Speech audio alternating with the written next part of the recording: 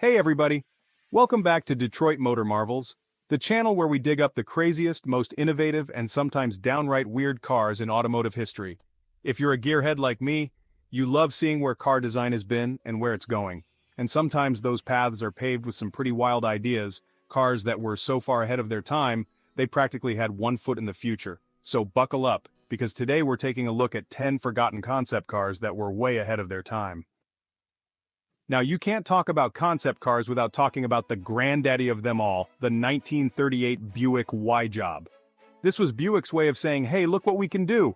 It was the world's first officially designated concept car, and let me tell you, it turned heads like you wouldn't believe. I mean, this thing had hidden headlights. Hidden headlights, people, in 1938. That was like something out of a science fiction comic book, and that wasn't all. It had power windows, a sleek, aerodynamic body that wouldn't look out of place in the 1950s, and a design that just screamed speed and luxury. The Y-Job was a statement, a glimpse into the future of car design, and it set the stage for all the concept cars that came after it. Talk about a story that'll break your heart, the 1956 Chrysler Norseman. This thing was a beauty, a rolling testament to American optimism and design. Imagine this, a full-glass roof, no pillars, letting in the sunshine like you're cruising in a glass bubble. Panoramic sunroofs are all the rage now, but Chrysler was dreaming them up back in the 50s. But fate, as it often does, had other plans. The Norseman was being shipped to the US on the ill-fated SS Andrea Doria when tragedy struck. The ship collided with another vessel and sank, taking the Norseman and all its futuristic glory down with it. Can you imagine the heartbreak for the designers? All that work, all that innovation, gone to the bottom of the ocean. It's a reminder that sometimes even the most brilliant ideas can be lost to the cruel hand of fate. Now, let's talk about a car that looked like it was designed for a superhero, the 1969 Mercedes-Benz C111. This thing was a head-turner, with its gull-wing doors and a shape that just screamed speed. But what really set it apart was under the hood, a Wankel rotary engine. Now, rotary engines were all the rage back then, known for their smooth power delivery and high-revving nature. And the C111's engine was no slouch, capable of pushing the car past 200 miles per hour. They even experimented with a turbo diesel version, foreshadowing the high-performance diesel cars we see today. It was a glimpse into a future where fuel efficiency and performance weren't mutually exclusive. But alas, the C111 never made it to production. Too expensive, too complicated, maybe a little too ahead of its time. 1970. Lancia Stratos Zero, the wedge from the future. You know those futuristic cars you see in movies set in like 2085? Yeah, well, the 1970 Lancia Stratos Zero makes those cars look like they're stuck in the Stone Age. This thing was so low to the ground it practically hugged the asphalt, and the shape? Forget about it. It was like a wedge, an arrow, a spaceship on wheels. You want to talk about making an entrance? Imagine pulling up to your local drive-in in this thing. And get this, the windshield was also the door. You didn't open the door, you opened the entire front of the car. Talk about dramatic. Now, as you can imagine, something this extreme was never going to be mass-produced. But it did inspire the legendary Lancia Stratos rally car, which is pretty much the closest thing to a street-legal spaceship you could get your hands on back then. 1981 Ford Probe 3, a glimpse of hypermiling. Long before Tesla, long before the Prius, there was the 1981 Ford Probe 3, a car that was obsessed with cheating the wind. This thing was designed in the wind tunnel, and it showed. It had a sleek, aerodynamic body, retractable headlights that disappeared into the hood, and a shape that whispered, not shouted, speed. The goal was fuel efficiency, and the Probe 3 was a rolling laboratory for all sorts of ideas to squeeze more miles out of every gallon. Now, back in the early 80s, gas prices were high, but people weren't quite ready for a car that looked like it came from the future. So, the Probe 3 never made it to production. But it did influence Ford's design language for years to come, and you can see its DNA in some of their more aerodynamic cars today. 1985 Pontiac Pursuit Knight Rider, almost. Alright, who remembers Kit from Knight Rider, you know, the talking car that could drive itself and solve crimes?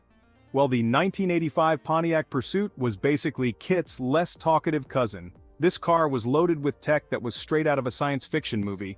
It had a full digital dashboard, voice recognition that actually worked, well sometimes, and a heads-up display that projected information onto the windshield. It was like having a co-pilot from the future riding shotgun with you. And the aerodynamics? Let's just say Pontiac put a lot of effort into making this car slip through the air like a whisper. So, why didn't we all end up cruising around and talking self-driving Pontiacs? Well, all that tech was expensive back then, prohibitively expensive.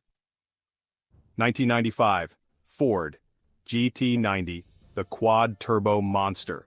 In the mid-90s, Ford decided to remind the world who was boss in the supercar game, and they did it with the absolutely bonkers Ford GT90. Now, this wasn't just a concept car, it was a statement, a shot across the bow of every other supercar maker out there. Underneath that radical, futuristic bodywork was a quad-turbocharged V12 engine. Let me repeat that, quad-turbocharged V12. This thing cranked out a mind-blowing 720 horsepower and could hit a top speed of 250 miles per hour. In 1995, that was Bugatti Veyron territory, folks. The GT90 was supposed to be the spiritual successor to the legendary Ford GT40, a car that dominated Le Mans in the 1960s. But as you might have guessed, the GT90 was just too extreme, too expensive, too wild for mass production. It was a concept car in the truest sense of the word, a testbed for crazy ideas and a showcase for what Ford was capable of. 2001, Volkswagen W12 Nardo, the people's supercar. Yeah, you heard that right, Volkswagen, the company known for making practical, affordable cars, almost built a supercar. And not just any supercar, a supercar that could outrun just about anything on the road. The 2001 Volkswagen W12 Nardo was a beast, powered by a 600 horsepower W12 engine, hence the name. This thing was a monster in a suit, capable of hitting insane speeds and setting endurance records. They even named it after the famous Nardo Ring test track in Italy, where the W12 Nardo stretched its legs and showed the world what it could do. So what happened? Why didn't Volkswagen take on Ferrari and Lamborghini? Well, they decided to focus their efforts on Bugatti, which they owned at the time. The W12 Nardo became a what-if moment in automotive history, a reminder that even the most unexpected companies can dream big.